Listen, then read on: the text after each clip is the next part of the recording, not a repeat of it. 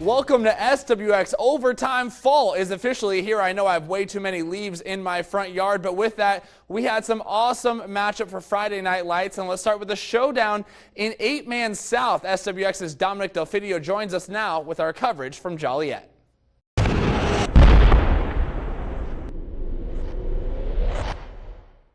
A high-stakes game in the 8-man South between Park City and Joliet, and there was no shortage of offensive fireworks in this one. Both offenses came out scorching hot, scoring on their opening possessions, and it would be Park City that ran away with a high-scoring win. Both teams would combine for 54 first-half points. Park City's Jacob Gochi would throw for 3 touchdowns in the first half. Jayhawks running back Rye Brastrep also ran in for 3 scores, and the Panthers took a 28-26 lead into the break.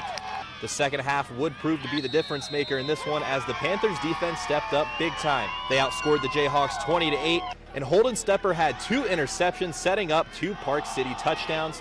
The Panthers would go on to win 48-34 and are now in sole possession of first place in the 8-man South.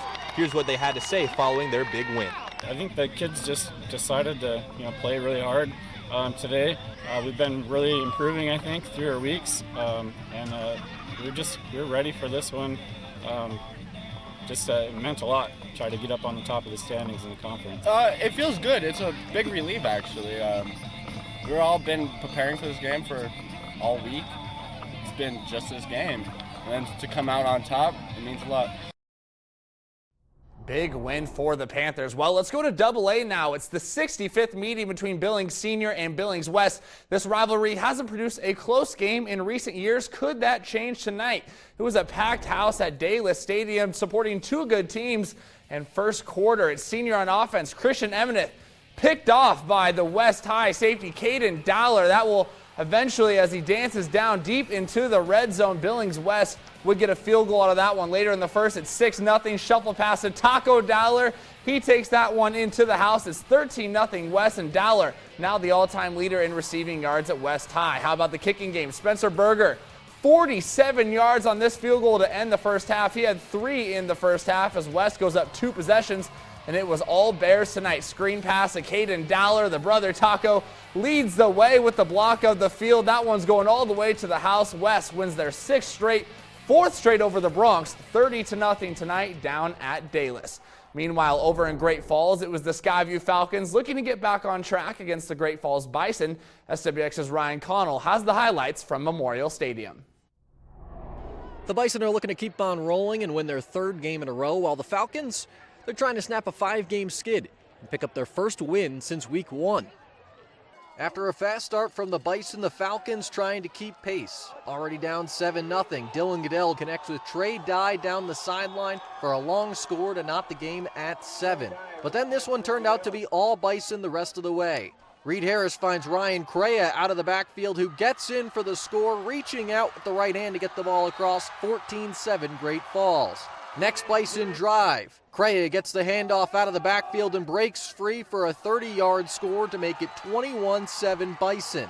Later in the first half, Bridger Polk takes the sweep and he's off to the races. 64 yards down the sideline and to the house to make it 28-7 Great Falls. They'd keep pouring it on in the second half to win it 48-7 over Skyview and stretch their winning streak to 3 straight games.